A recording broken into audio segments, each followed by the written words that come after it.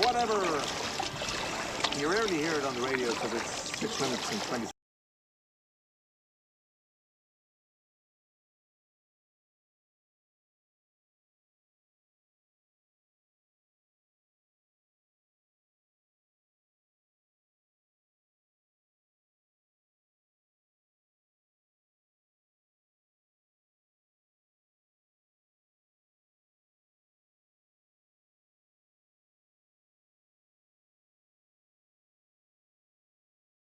Goal against England. Isn't it tomorrow? Is it tomorrow or today? Is it today? It's in today's paper, but I thought it was tomorrow. Maybe I'm wrong. Yeah, what a day. The ball in England net by help. Ray, can empathise with that listener, and it may feel that to voice their thoughts is to let the genie out of the bottle. It doesn't need to be that way. You have choices on who, and if you tell, timing is also yours. Maybe a therapist who specialises in this area. Now, that's good advice. Maybe write your thoughts before saying them. You always have choices. You are not alone. And in speaking to therapists and psychologists and psychotherapists and counsellors over the years, they all say, a bit like what Mary Harney said about getting a good price, you need to shop around. And I know people don't have the luxury of that, but if you're looking for a counsellor, the first one you go to may not be the one for you. And you may have to try somebody else until you find a fit. And my husband and I are attending a wedding this weekend. We decided to give the couple money as their gift. My husband and I are not in agreement how much to give. I love these questions. I'll throw it out there. You can give advice. I think it's €200 what we should give. My husband thinks 100 is enough, which I think is a bit miserable. I'd like to know what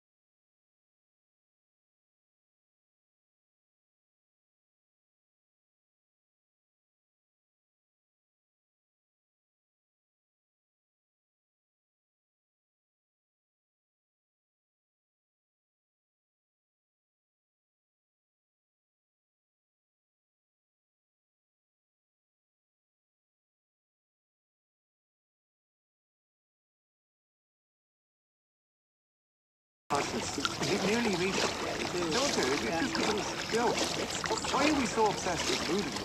That begs the question, isn't it? Screenshot. Be nervous about nudity. Be nervous about it. Proof it. And I think, yeah, like even when we were all together on the beach, like it wasn't like anybody was going at all. God, yeah. You know, like everybody was just chatting away like normal. We could be fully dressed. It didn't make any difference, so it didn't. It was just awesome. Yeah. You're deep in thought there. Sure. What are you thinking about? I was just saying, I'd have to disagree there because I was looking at a couple of 18-year-olds going, oh, imagine if I was like that.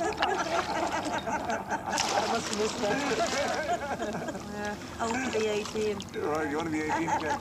No, 19 was the best year. Oh, was it? Yeah, it was. 19 was the best. So you're a grandmother, so you don't, you know, yeah. you're young, a very young grandmother. Well, I'm young in my mind. Yeah. Yeah, that's what I said. 19. I'm still 19 up there.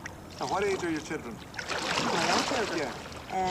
28, 26, and 23. I was a child boy.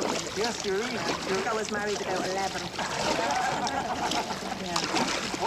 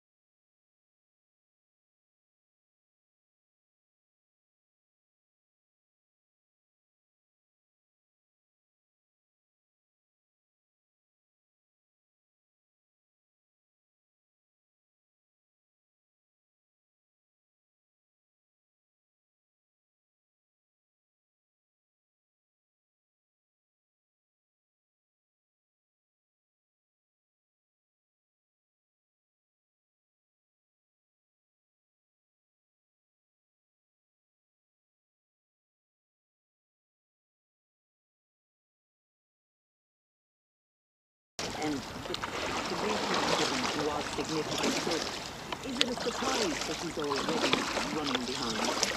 I don't think it's hugely surprising because, as you say, it was a pretty big brief.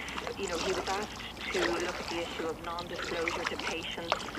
He was asked to examine the operational functioning of cervical check, which would involve looking at the clinical, scientific, management and also the administrative matters. He was also asked to look at governance issues, and this would not just be with cervical check, but also obviously the Department of Health, which has been very much in the firing line on this, the HSE and other entities such as the National Cancer Control Programme. And then the fourth aspect was the examination of the tendering, which has been heavily criticised. This is a tender that dates back to 2008 originally and then was subsequently reissued and the outsourcing effectively of our screening, many of our screening tests. He has now decided he's going to, it appears, address terms of reference one by one, starting with term D, and he has published a first report on that term today. I'll come back to that in a minute, but I want to ask you about the women affected, because reading through his progress report, is it clear that he has to wait for the women affected by this scandal to contact him, or their families to contact him, that he hasn't been able to make contact with them directly himself? Exactly. So what he said is what they did was establish a website and also an email address that women or families affected could use to try to contact him. But from what he said in his report today, he hasn't been actively, or they haven't, and he's got a team of advisors who he's brought in to assist with this report or this inquiry.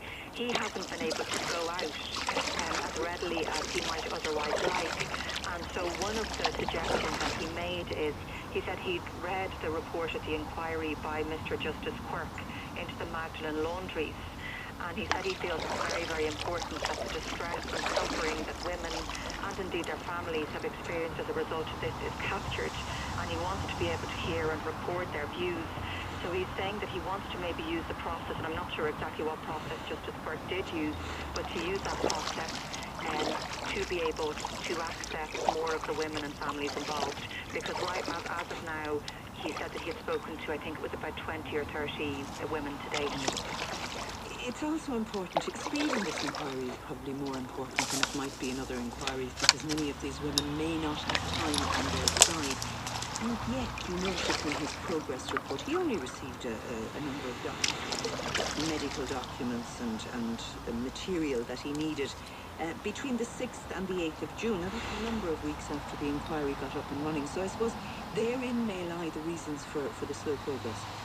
Well, that's one of them. And I think this was really surprising, at least it was to me anyway, because you think that, as you say, you know, however, we're 4 weeks into this, the setting up of this inquiry, and he said he received many of the documents that he had sought only in the last couple of days.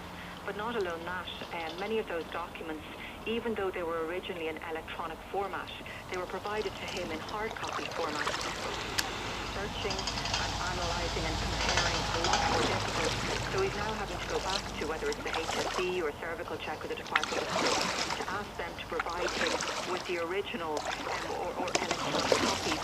So that, I mean, if you were a cynic, and I'd say many people are at this point, that would seem like a stalling mechanism. I mean, maybe I'm being overly harsh here, but there's been a lot of criticism from solicitors and indeed families of those affected and women affected. And women trying to get access, women trying to get access to medical records as well. It was raised in the Dáil today by Pierce Doherty in relation to some women that he's aware of who have had a difficulty getting access to their files, their test results, their x-rays and so on. Let's have a listen to what he said.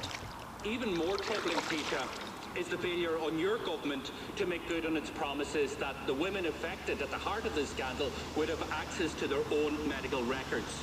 Your comments yesterday that doing so is not as easy as taking out a book from the library is shocking, Taoiseach. It lacks empathy and it misses the central point. Women are still being denied access to their records, their own records, and they need those records at this point in time. Will this government intervene and ensure that women who are asking for medical records that are held by agencies of the state will be given to them without undue delay? And will you call in the head of cervical check to make sure that they get the message clear that there will be no more stonewalling, no more putting up barriers in the face of these women? It is absolutely government policy that there should be no undue delay in providing medical records to patients, to women affected and patients affected by any of these issues. However, I do need to say that it isn't as straightforward as going to the medical records department of a hospital and requesting a patient chart. Medical records are about a lot more than that. Now, is the Taoiseach right, Susan, or is Pierce Doherty right? Is it stonewalling and foot dragging? Well, I think Professor Scally has no axe to grind, and in his report, he specifically references, and I'll quote directly from it, in far too many cases, the difficulties they, and by they he means the women, continue to experience gaining access to information about their own case. So I think it's pretty clear that Professor Scally is coming down very much on the side of different medical negligence solicitors and indeed women and their families who have been out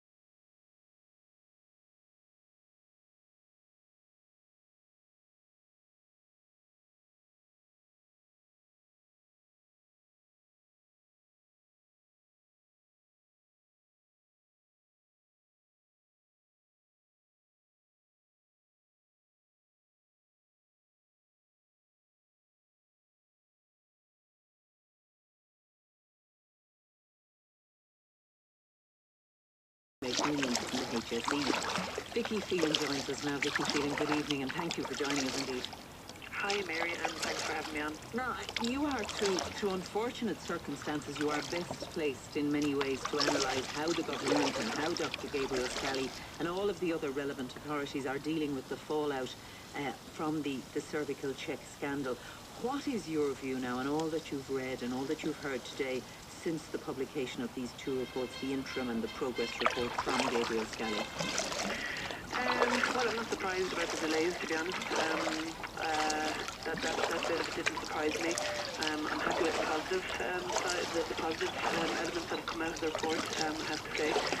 Because, one of the things that I was very careful to do all along, Mary, even, after what had happened to me, is to encourage women to still go for their smears. So I'm delighted that some of the recommendations are now going to be put into place rather immediate, with immediate effect, so that we can get a screening program back up and running that we can put our faith in.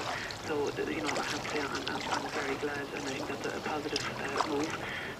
The second thing that I'm glad to see is the ex gratia payments to women, because there are women in this situation who've been affected by this controversy, who are in dire straits, as Gabriel rightly pointed out earlier on, who can't work for various reasons, whether they're in treatment at the moment or can't work because of the side effects of the treatment, which is, as I mentioned a number of times, is very hard on the body. So that's positive.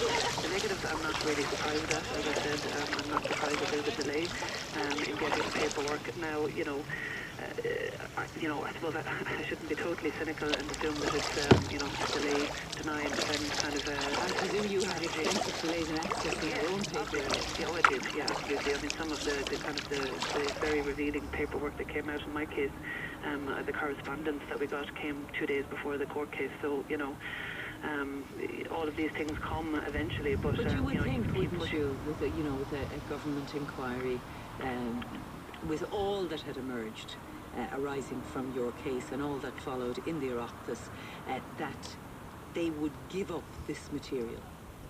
You would think, Mary, yes, but no, I mean, this is their strategy, from what I can see with, all of this. I mean, some of the women, as has been in the media in the last number of days, still don't have their files, I mean, yes, they might have their medical files from the hospitals they were attending, but they still haven't got their correspondence file and their near history on services check. I mean, we've heard, my own solicitor, Keno Carl, say that somebody was escorted off the premises. I mean, this is still going on, and women are, there are women in some situations who are waiting to take cases who are in dire straits, no more than I was, with the terminal diagnosis, and they're still delaying getting these files out to them. So, I'm not surprised that Gabriel has been stonewalled, to be honest. I know he didn't use the term, but I certainly would. He didn't. I used it, and you used it as well. Are you surprised, though, that, and let me come to Alan Kelly first of all, because Alan Kelly, I think, now has a concern that the scoping inquiry will be all that there will be, and that there will not be a commission of inquiry following on from the Scally report's conclusion. Are you worried about that? No, and I hadn't heard that. I suppose I've been in hospital today having scans, and then I came over to meet Gabriel after I read that report this morning in the Irish Times, because I wanted clarification for myself and for the other women in the group, so I hadn't heard that statement, to be honest. No, I don't think so. I mean, I've been here for the last hour and a half with Gabriel, and we've had a good conversation, and we've, talked things out quite extensively, and I have faith in what he's doing, and I believe that he will. I mean, he's trying to do this in such a way that there aren't going to be any injunctions taken or any legal objections, so that he does it all right, so that, there can't be any loopholes for this not to happen. So I fully believe that he will get to navigator there coming down from Can you tell us about the nature of the meetings that you've had with Gabriel Scally? And I know he wants to meet other women as well, and there are issues around the contacting of people that he was talking to us about earlier. Yeah, I mean, I met Gabriel literally the day after he landed in Ireland, I think. Just so happened that I happened to be in Dublin. I was in Vincent's actually having my first dose actually of the drug that I'm on now. And I can't remember, was it him? I think he contacted me himself. He got my details. And I said, yeah, I'd love to meet you tomorrow. So we arranged to meet before I had my treatment. And today was it was only the second time I've met Gabriel, but we would be on the phone quite a lot, and emails. He's run quite a by me, which you know I really appreciate. So you know I know that he trusts my opinion, and I trust him. So you know we have a good working relationship, and you know I'm not afraid to take Gabriel on. I'm sure he'll tell you that himself. Yeah, you're from the wood chip first, and Steve's already there with you. You are well able to do it. What about all of the other women now? And you're all, you know, so busy trying to shore up your health and avail of what treatments there are available to you and so on. But are you in contact with each other? Yeah, no, and this is something, I mean, you know, I know Gabriel said that he's in a position that, you know, he can't get access to all of the information for the 209 women and families affected. And, you know, I respect that, you know, there are probably issues, data protection issues and whatever. But my issue with that, Mary, is that the only people who have the information on all of the 209 families affected are the HSE. And I have taken this up with Minister Harris, who has promised, you know, he sent me a message this week to say that a letter is going out because I've had to push this on 2 or 3 occasions. Because the support group that we have set up at the moment on Facebook, there are only maybe 25, 26 people on that. You know, it's grown over the last week or so as people are for cases, and you know the women are being given details, either mine or Stephen's, and we're putting them onto the Facebook group so that you know they have a point of contact for answers to some of the questions, and some of them are very basic, Mary. You know, just questions about you know for the practical sports package, because the women were being told different things by some of the nurses, so we had to get clarification on that from Minister Harris. That seems to be kind of you know the Someone who may not have access to the practical sports package, because that's the package of measures, isn't it? Had access to medical care and access to any trial drugs that are available. Some women may not have been able to access that yet, or may not even know about it. Well, this is the problem, Mary, and this is why I've been pushing this issue, because I've asked Simon Harris. I mean, I know he can't give me the list of all the women. I wish somebody would, because at least I know I would contact them. But I have asked for Simon Harris to push with the HSE to get a letter sent out to all 209 families, so that they will be told 2 things. First of all, the existence of the Scally inquiry, because some of the women who came onto the Facebook group more recently didn't even know that this was taking place. So I was very horrified to hear that. I thought, my God, how did they not know this? And it's not an ignorance thing, I just think they weren't told. So, you know, I was supposed to explain that, gave Gabriel's details, and they've contacted him directly themselves. And they get, you know, most of them have come back to say that they were delighted to be given the opportunity to tell their side of the story, that somebody was willing to listen, and that, you know, Gabriel is an independent investigator, that he's not part of the cover-up as far as they see it. So, I mean, I have been pushing, and Stephen has been pushing for this to happen, so we've been told by Minister Harris that a letter going out this week so that the women will be told about the existence of Scally, and then to give them the details of either myself or Stephen, so that they will be able to join the group. The frustration for you of the letters going out this week, why didn't you go for weeks? Exactly, Mary. You know, I mean, I could be kicking and screaming every day at this stage, you know, with some of the information that's just being drip-fed, really, at this stage. And I get so frustrated, you know, and I suppose I feel responsibility as the person who brought this to take the attention of the nation. And I know that people are listening to me, so I kind of, even though there are days now, you know, leave me that I don't really feel like doing anything, but, you know, at the same time, I do feel that I can do this, and because, you know, I do have some sway, I suppose, with the politicians and with Gabriel Scally, it was because of the fact that it was me who brought this out, and with the women, because some of the women, you know, you have to bear in mind, don't want to go public for various reasons, you know, that they just don't feel that they would be able to take this on.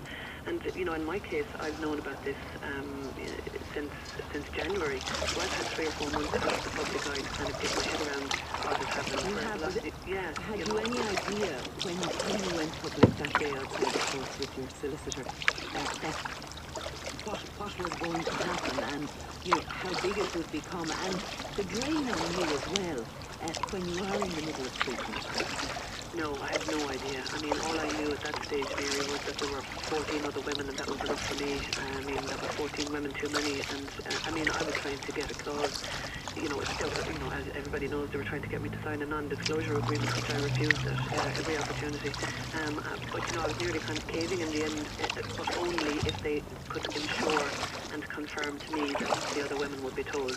You know, I thought if they would do that, I I would sign this. Not, no, of course I wouldn't do that. So I just thought, well, no, that's it. I'm not signing anything. Because these women need to know, they have a right to know, and it's the only way they can find out is through me going to the media and going public about my story, well, so be it. Do you have concerns, Alan, that when you look at the scale of the job that Gabriel Kelly has to do, and you look at the terms of reference for his inquiry, it involves the national elements involving the state organisations, the HSE cervical check, it involves the contracts, the tendering, the health laboratories abroad that conducted the testing. There's an array of different elements to his inquiry. And given that we really are after enough, and we have a progress report and one report and one element to the reporting, this is getting a piece of this to be open at the end of the summer.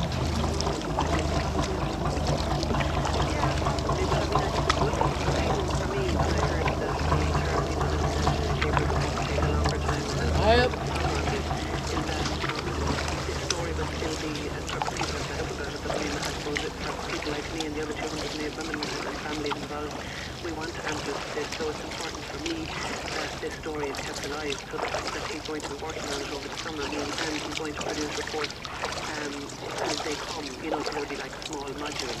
It's not going to be one big report reported at the end of the summer, so that will keep this story in the news, and hopefully, as the information materialises, that, recommendations will be made and either approved or not by the government, so that this story will be kept in the public eye over the summer and not just go away, which is what I think the HSE would probably like to happen, but, if I have anything to do with it, certainly that's not going to happen. Vicky, people will want to ask me, and I want to ask you as well, how are you? How are the treatments going?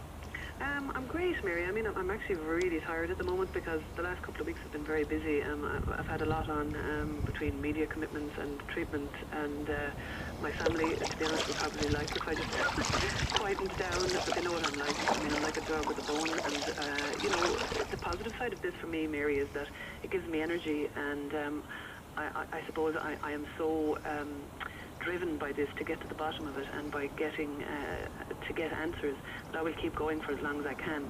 Now, if it gets to the point where it's going to be detrimental to my health, or I start getting really ill, well, obviously I'll have to pull back. But for the moment, I'm good. I'm tired. I need to rest more, as you know that. But my treatment is working really well, and I mean, that's another positive. One of the things that has come out for me, I had to fight for the drug I'm on for nearly 9 weeks before my court case came up. About 2 or 3 weeks before my court case started, I really thought that was the beginning of the end. And I mean, my family would tell you that I was very ill. I was definitely almost a dying woman at that point, so it couldn't have come at a better time. So I mean, I'm on my 4th dose now of this immunotherapy drug, pembrolizumab. Hopefully, getting access to this drug will do is, I'm the first woman in the cancer centre in this country who's been given access to it for treatment purposes. And it's working for me, so it continues. There's a precedent set there. Simon Harris has assured me that other women involved, affected by this, will be given access to this drug if their tumours respond to this type of drug. Well, we hope that you have a continued positive summer, particularly with Vicky Phelan. Thank you very much indeed for having me on the programme. 24 minutes past 6 o'clock. As a small business owner, getting ready for Brexit was playing on my mind. I didn't know where to start, and didn't at the time own money to do something about it. But with a €2,000 grant from Intertrade Ireland, I got the expert advice I needed, and now I'm desperate. For 10 minutes. Not much effort for the peace of mind it's given me. Don't leave it until tomorrow. Get ready for Brexit today. Apply now for funding at intertradeIreland.com. Conditions apply. It's awesome. It's AMG.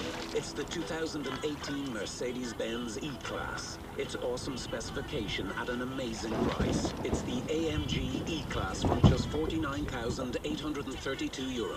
You always said you would drive a Mercedes-Benz one day. With an AMG E-Class, that awesome day is now. Subject to availability, prices applicable to all models registered before 30th of September 2018 and excludes dealer delivery and related charges, terms and conditions apply. On Saturday, June 16th, I'm going to be broadcasting live from the University Concert Hall, Limerick, with the military bands and pipes of Defence Forces celebrating the launch of Rhapsodic Winds, their wonderful new CD on the Lyric label. Join me, Evelyn Grant, for this summer prom special starting at 5 p.m. or tune in to Weekend Drive on RT Lyric FM. Drive Time on RT Radio 1, sponsored by the RSA. This week is National Bike Week. Drivers, please watch out for cyclists, especially in blind spots. The National Transport Authority has announced